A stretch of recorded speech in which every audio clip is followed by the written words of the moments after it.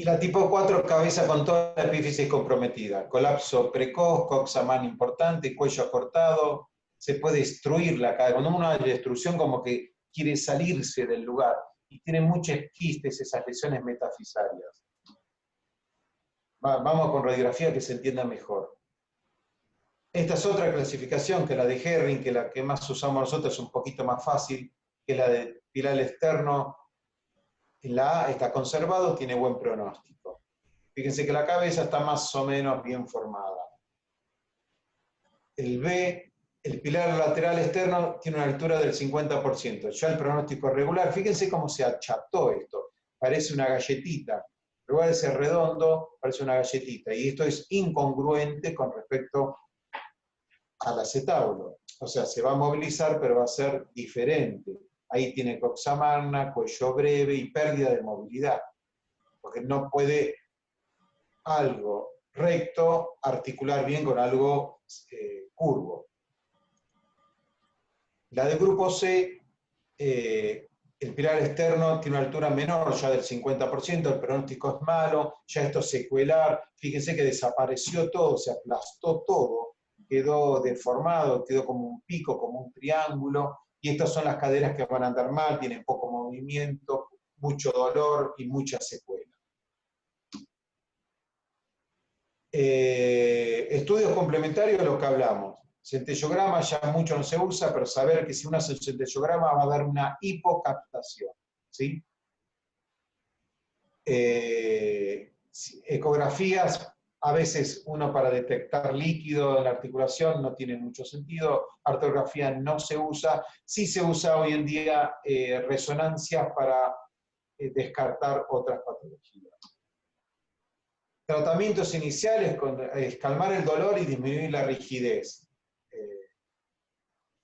Va a depender de a qué edad empezó o no, que uno piensa en hacer alguna cirugía o no. En chicos y para Henry A, que son alteraciones del pilar externo muy pequeños, los tratamientos son no quirúrgicos.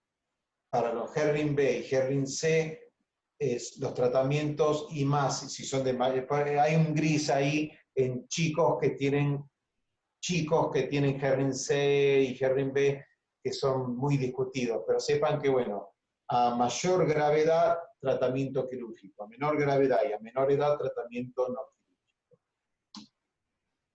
Esto van a ver en algún libro que se usaban, que eran las férulas. Esto hoy en día no se usa.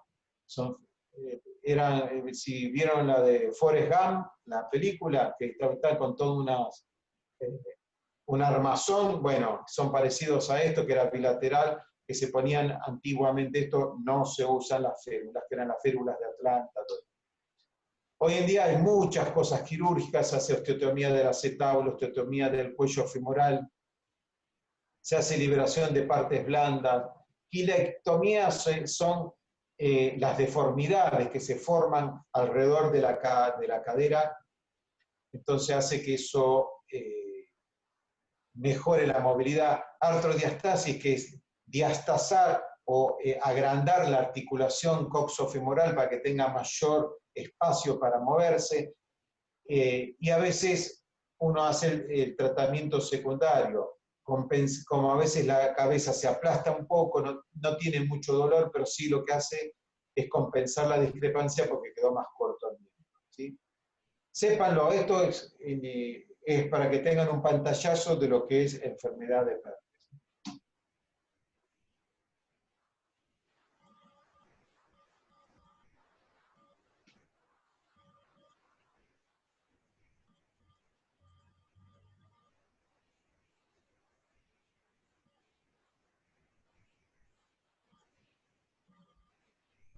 ¿Preguntas? Me quedé pensando cómo diagnosticarlo. Es dolor más claudicación. De entrada es muy difícil. De entrada, ¿quién preguntó? Lucas. Lucas, botas de guardia. Te llega el chico, con cojera, dolor de cadera, y le preguntás, ¿y qué te pasó? Y no, nada, jugué a la pelota. Entonces, bueno, y le duele mucho. ¿Cuánto hace? Y desde ayer le saca una placa, no ves nada. Pues tenés que sospecharlo si está dentro del rango, entre 5 y 10 años. Si notás que tiene limitación a la movilidad de las caderas, sí o sí ese chico conviene, dice, bueno, a la semana hacete un control. Trata de no jugar a la pelota, todo, a ver si el dolor disminuye o no. Si durante la semana el dolor calma muy poco, calma solamente con analgésico, prosigue el dolor, bueno, hay que sospechar que sea un herpes. El diagnóstico recién en la radiografía se va a hacer a los 15, 20 días. Si es un dolor muy fuerte, que uno empieza a tener dudas, y le duele, la verdad que le duele mucho, bueno, y uno tiene la posibilidad y hace una resonancia, va a ver que en la cabeza femoral ya ve que tiene disminución en la circulación de la cabeza femoral. Y con el tiempo confirmas el diagnóstico, ¿no? Sí. Sobre todo porque al principio el tratamiento, o sea, es para las secuelas el tratamiento realmente, el quirúrgico, el que se hace. Exacto. El primer tratamiento en la realidad es sintomático. Y el dolor sería frío y AINES. AINE y reposo en general. Tengan el concepto de frío con traumatismo, golpe. Claro. Cuando hay algo inflamado, pero por golpe. En realidad el frío en algo de inflamación que no sea traumático no tiene mucho sentido. Sí el reposo y el analgésico. Claudio, disminución de la carga, ¿los haces pisar o les limitan? Sí, no, sí, no. Lo primero que le hago, restrinjo que trate de caminar lo menos posible, no mueva y analgésico. Si a la semana vemos que sigue con dolor, sí, ya ahí ya lo paso a una muleta, que no camine, que no apoye, porque, bueno, obviamente hay algo más, uno ya tiene que sospechar que sea eso. No está en relación, en realidad, la deformidad de la cabeza con el apoyo, pero sí con el dolor. Si apoya, duele.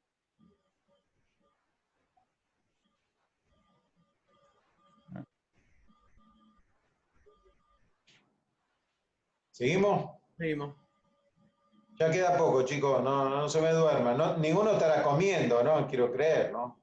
No, ahí los estoy vigilando y no. Los varones van a tener, por una cuestión de género y de estar presente dando la cara, un beneficio. Porque las mujeres están todas sin Sí. dar la caripela.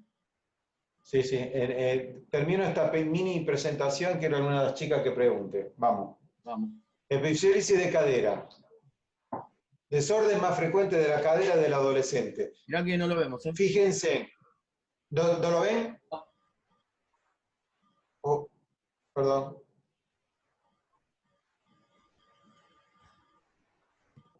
Ahora sí. Ahí sí.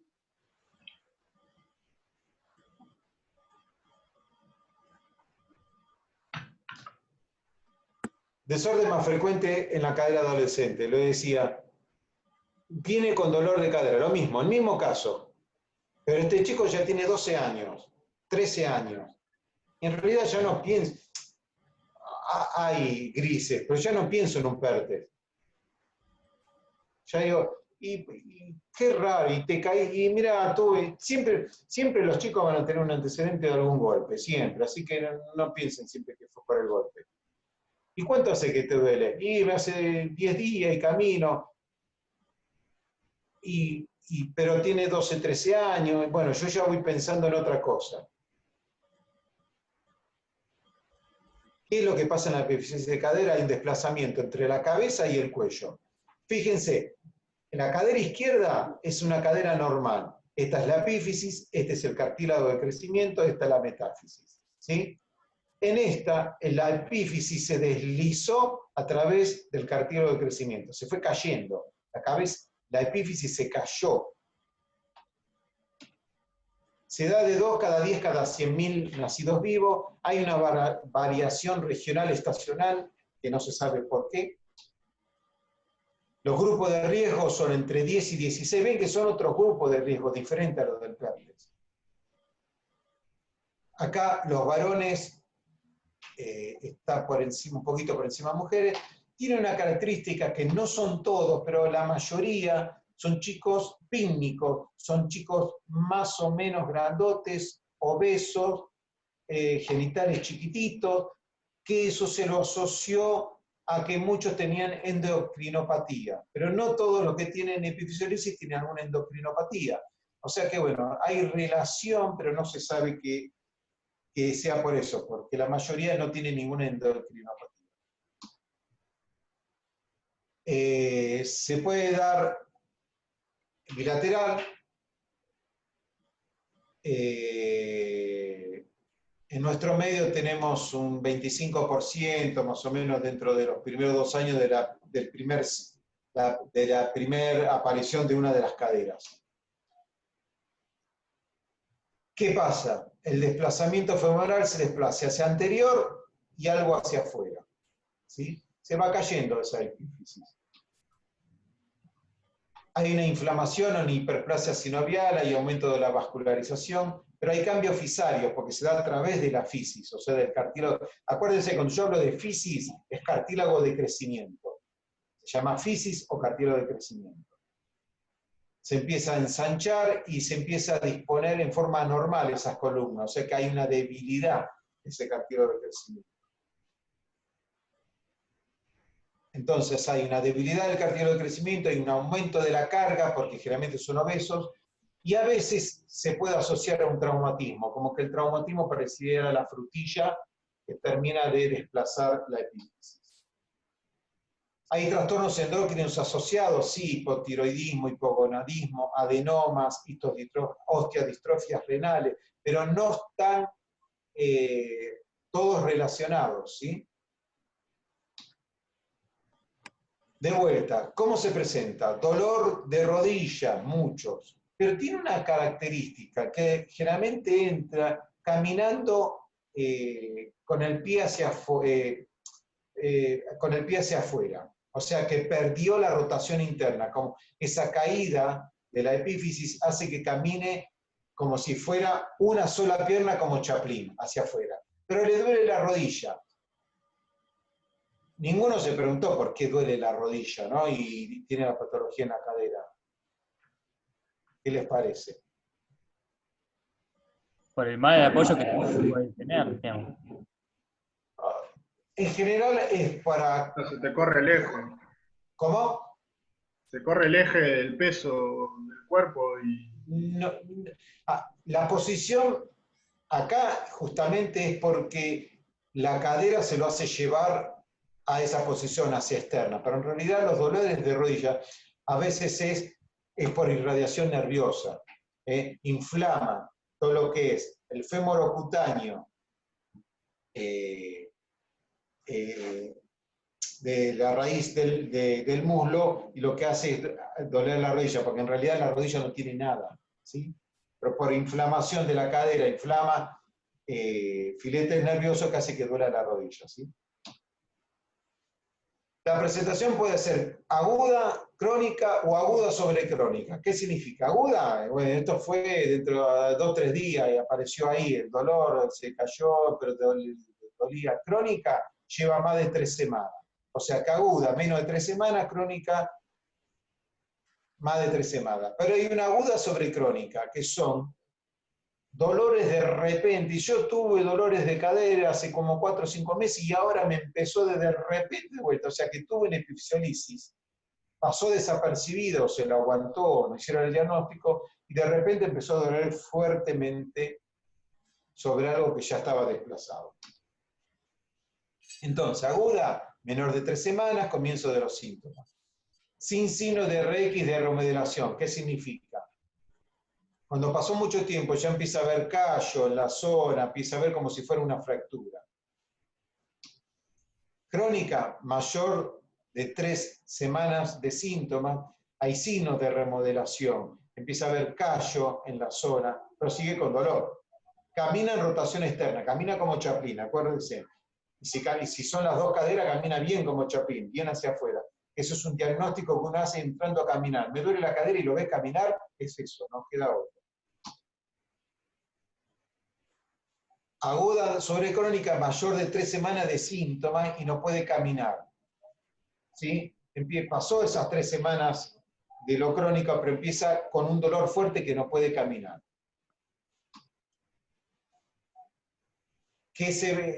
¿Cómo se hace el diagnóstico? Con radiografía, ensanchamiento de la fisis, esto se empieza a ensanchar, y hay mayor densidad de la metáfisis.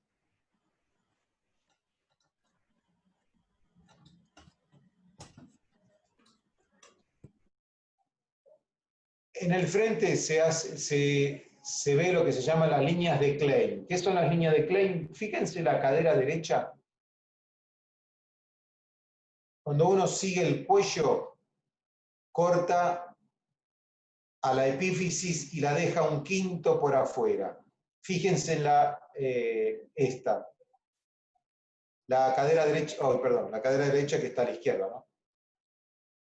Cuando uno sigue la línea, no corta la cabeza. Esta cadera ya empezó a desplazarse, ya se empezó a caer. Ya este es el primer signo de epifisiolisis. Líneas de Klein.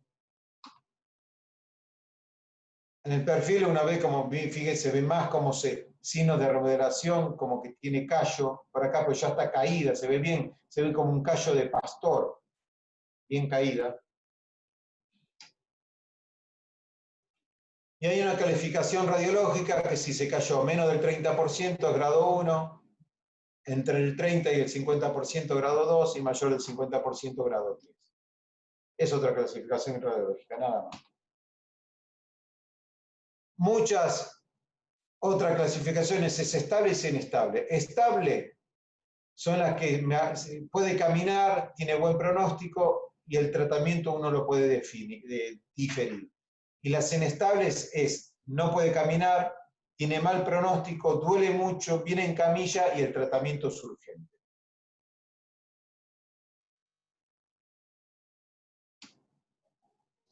¿Cuál es el tratamiento? Detener el deslizamiento, que se deje de caer.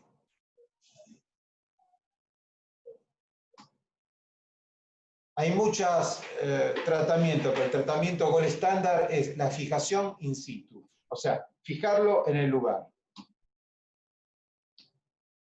Eran tratamientos antiguos que se hacían con yesos, pero el tratamiento del gold estándar es este. Colocar un tornillo para que no se caiga más.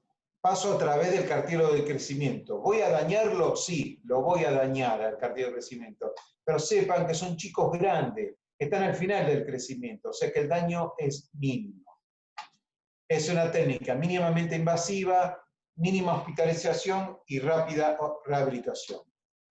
Este es el instrumental que usa, son todos tornillos canulados. Y fíjense, ¿ven? Fíjense en este chico. Es tan gordo que le pusimos cinta adhesiva para que no se caiga todo el delantal de grasa sobre encima. Uno marca donde tenga que ingresar, mínima incisión, la clavija para colocar e indicar dónde va el tornillo caducado. Ahí pusimos la clavija, medimos qué tornillo tiene que ir, se hace un fresado previo para colocar luego el tornillo.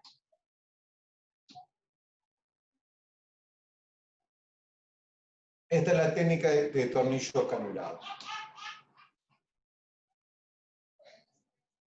Esto me parece que es, bueno, este es el trabajo que hicimos nosotros. Dice, a ver, fíjese que, bueno, hay complicaciones, acá se rompió una clavija, este tornillo se pasó, fíjense que la puntita ahí se pasó, puede aflojarse, depende de la patología, pero bueno, en distintos casos. Este chico siguió creciendo y el tornillo quedó corto porque era un chico muy chico, en 12 años que era muy alto y siguió creciendo y el tornillo quedó corto, quedó por debajo del partido de crecimiento. Pero bueno, esto después ya son tratamientos, después cuando son muy graves, se hacen tratamientos de salvataje. Pero lo que sí, como concepto, es una urgencia médica. Cuando un chico viene en camilla con dolor de cadera, se hace una radiografía y tiene una cadera inestable y está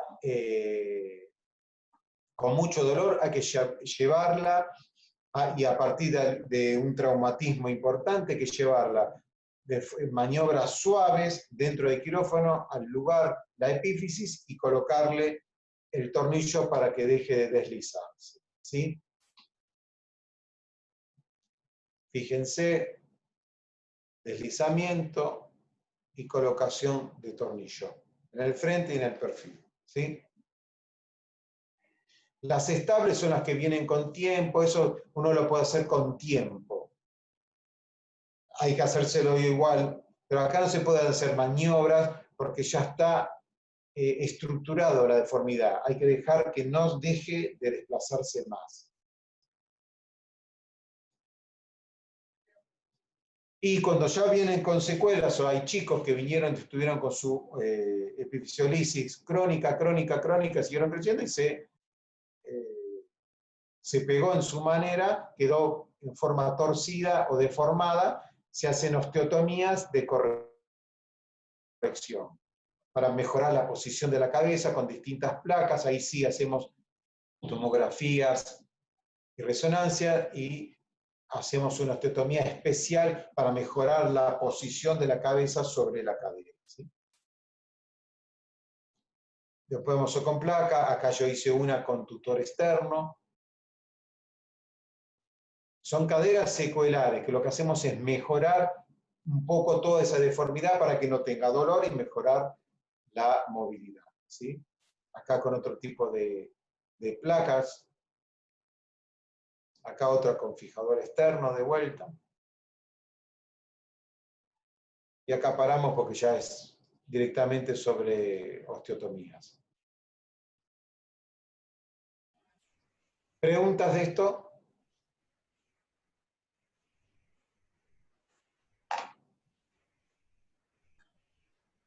Exactamente cuál es el motivo de la caída de la epífisis. ¿Es por un desarrollo anómalo o por una fractura, por así decirlo?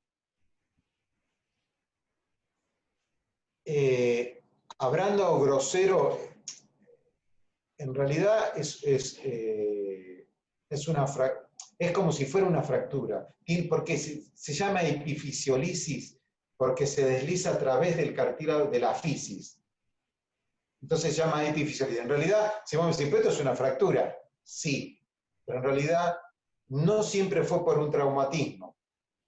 Tiene una patología propia que hace que se fue deslizando solo. A veces el traumatismo es la cerecita que lo terminó de golpear y lo terminó de caer, pero no tiene por qué tener como antecedente un traumatismo, ¿sí? Pero es como si fuera una fractura.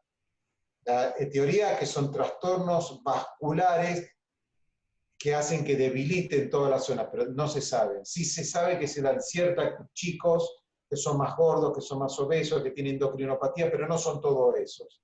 Pero no es una patología que tenga una etiología que se sepa si es por esto, no. Se sabe que pasa a estos tipos de chicos, ¿sí? Es como si fuera una fractura, pero como no todos tienen traumatismo y se desliza solo, se llama epifisiolisis de cadera. Claudio, Gracias. estos chicos que seguramente van a una artrosis temprana,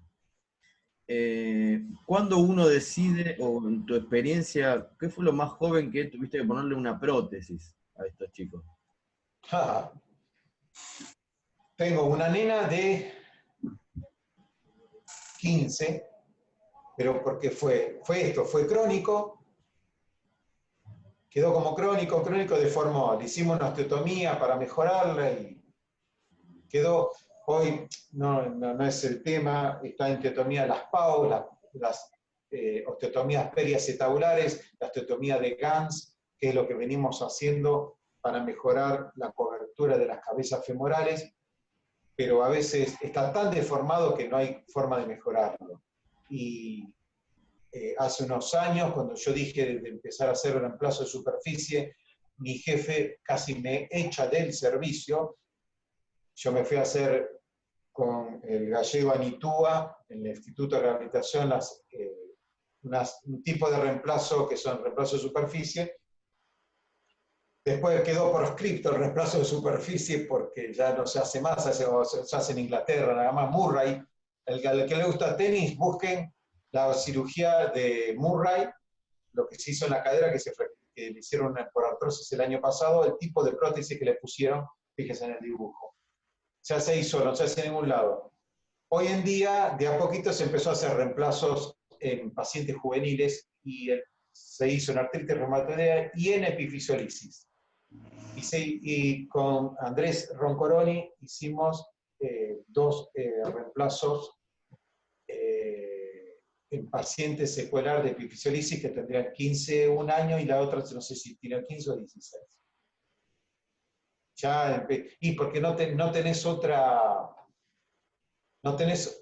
posibilidad. Antiguamente se hacían la artrodesis de cadera, pero se ha visto que las artrodesis de cadera al poco tiempo hacen funcionar mal la columna y la rodilla. O sea que bueno, de a poquito tiene tanto follow-up los reemplazos de cadera que de a poquito se empiezan a hacer, ¿no?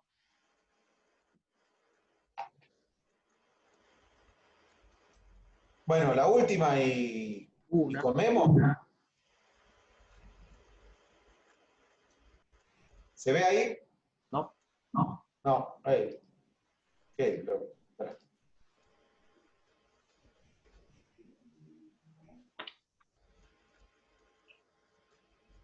ahora sí, ¿no? Ahora sí.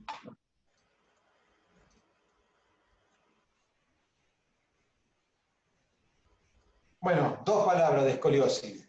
Sepan que la escoliosis es una incurvación lateral del raquis acompañada de rotación. Las escoliosis siempre llevan rotación y pueden tener o no acuñamiento de los cuerpos vertebrales. ¿Cómo se las clasifica? Dentro de la clasificación son idiopáticas, osteopáticas, neuromusculares o neuromiopáticas, neurofibromatosis, y hay otros tipos. Que dentro de esos otros tipos tenemos un montón, que pueden ser infecciosas, tumorales, tracogénicas, osteocondrodistrofias, artritis reumatoideas, metabólicas, y muchas. Nosotros vamos a hablar de las idiopáticas. ¿Por qué? Porque las idiopáticas se llevan el 80% de todas las escoliosis, y es donde nosotros las vemos, que son las escoliosis juveniles, ¿sí? O del adolescente. Las que más vemos son del adolescente, pero hay escoliosis juveniles, ¿sí?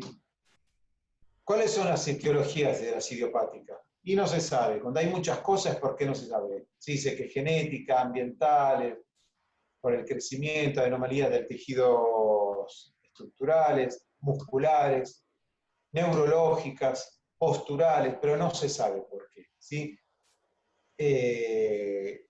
Sí se sabe que aparecen. También se sabe que, aunque vemos poco, pero en los chicos lo vemos, que son las congénitas y las adquiridas, que esto no hay en los adultos, que por formación, por sedimentación y mixtas, y las adquiridas a través de un traumatismo, quirúrgicas, por infecciones o actínicas. Después están las neuropáticas, que puede ser la neurona superior y la neurona inferior, las musculares, que son más general distrofias musculares o miotonías, las neurofibromatosis, hay una presentación clásica que son dentro del síndrome de neurofibromatosis, otros secundarios de tumores del sistema nervioso central. Pero hablemos de las idiopáticas, que es la que mayor porcentaje se lleva, que va a depender mucho del sexo, la edad, antecedentes personales, antecedentes familiares, detención de la deformidad, dolor, menarca, tratamiento previo y síntomas neurológicos, ¿sí? en el examen físico es importante cómo está la posición de la cabeza, la mirada, si está torcido el cuello, esto es lo que le hablaba al principio, signo de descompensación del tronco, el triángulo de la talla, que ahora le voy a decir cómo se ve, el nivel pelviano, el test de Adams, que ahora se los voy a mostrar, la flexibilidad, si está estructurada en la altura, los miembros, muchas cosas. Ustedes tienen todo esto, hay que mirar, y sí, hay que desnudar a un chico y mirarlo, porque cuando está avanzado, el diagnóstico lo hace cualquiera, pero ya es tarde.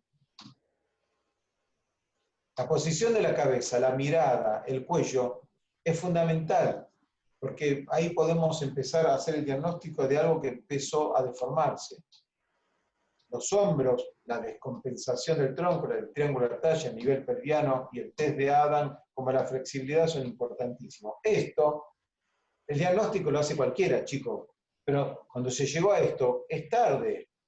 Esto es el test de Adams, que la haces flexionar hacia adelante sin doblar las rodillas, llevando los miembros superiores colgando. Fíjense que uno ve la alteración de un omóplato con respecto a la otra, de una alteración omóplata. Claro, cuando llegamos acá es tarde, chicos, entonces hay que hacer el diagnóstico antes. Por eso, lo mismo, ver los miembros, el examen neurológico, la madurez sexual, porque ahora vamos a hablar por qué también esto.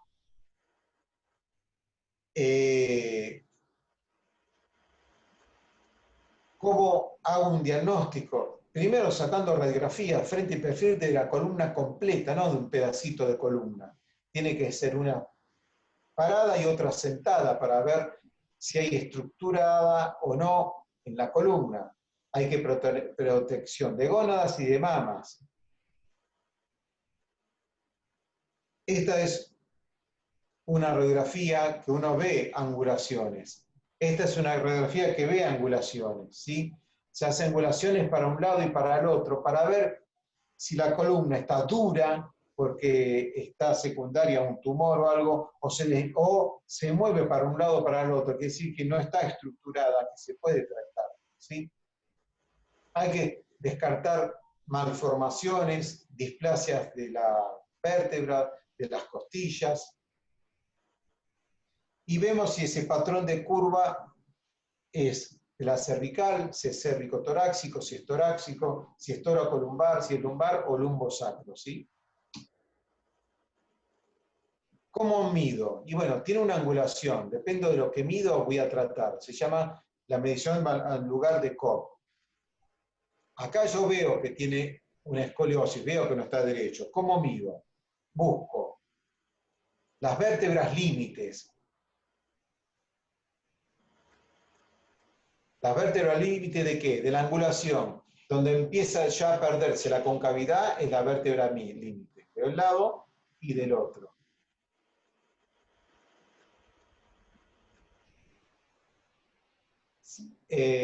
Como regla matemática, hago la perpendicular de la prolongación de esa línea y me da la angulación. Esto me da 54 grados, ¿sí? Es saber tomar la vértebra límite, uno prolonga esta línea, porque si no el ángulo se le va a formar acá, fuera de la radiografía. Entonces, prolonga un poco, saca la perpendicular y tenemos la angulación. Eso es los ángulos de Mohs. Es importante la madurez ósea, sí, porque mientras más inmaduro, más posibilidad tengo de que se me deforme la escoliosis. Entonces, ¿qué miramos nosotros para saber cuánta madurez le falta? El ángulo de, la madurez ósea de Risser, que se divide en 5. Esto tiene un cartílago de crecimiento que va a depender de la edad. Uno en la radiografía de pelvis va a ver que el cartílago está hasta acá 2, hasta acá 3, hasta acá 4, y cuando está completado 5. Entonces, cuanto más cerca esté de 5, significa que no va a crecer más esa columna. Cuanto menos esté más cercano a 1, va a decir que tiene mucha posibilidad de corrección. Se hace tomografía, se hace resonancia para ver si hay alguna malformación asociada. Por ejemplo, acá hay una malformación asociada entre una vértebra y la otra. Hay una fusión de ambas vértebras laterales, ¿sí? Acá, sí, como tenía signos neurológicos y tenía una curva muy importante, tenía un tumor importante cerebral. Acá otro con tumor de la columna, que da también una angulación muy rápida con signos neurológicos y también con secundaria a un tumor, ¿sí? Estudios complementarios, entonces se hacen función respiratorio, neurológicos, neurocirugía, potenciales evocados, genética, cardiología, nefrología, urología, todo, gastroenterología, todo interconsulta para ver en una asociación o es un problema de la escoliosis unilateral. ¿Qué tratamientos se hacen para controlar la curva y evitar la progresión? Dependiendo de la curva y de la edad, mientras más chico es el paciente, menos risk tiene muchas posibilidades de progresión de la curva. O sea que hay que hacer un tratamiento temprano. Mientras más grande es, y al final del crecimiento ya no hay mucho para hacer y va a depender del grado angular que tenga la curva. Las curvas, para que sepan, más o menos se manejan por abajo y por arriba de los 30 grados. Pero no es lo mismo 30 grados a los 18 años, que ya no crece más, que 30 grados a los 12 años, que todavía no tuvo su menarca, que todavía tiene mucho por crecer y es chica. Entonces, generalmente, cuando las angulaciones son por debajo de 30 grados y son chicos, se usa tratamiento ortésico. Hay un gris, que son entre 30 y 40 grados, va a depender de la edad, de cuánto crecimiento tiene, de su menarca, para seguir con tratamiento ortésico o uno ya pasa a tratamiento quirúrgico. En general, los tratamientos quirúrgicos son por encima de los 40 grados.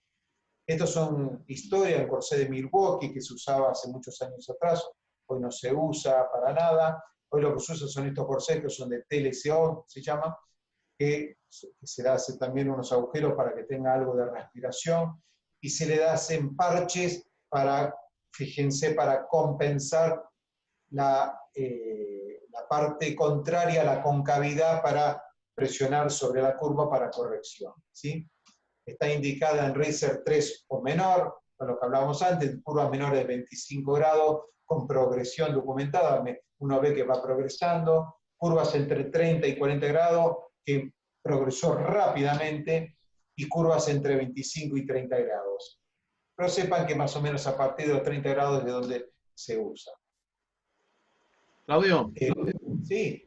te tengo que hacer el último corte del mediodía. Bueno, faltan dos radiografías nada más. Dale, ahí te corto y seguimos con los chicos.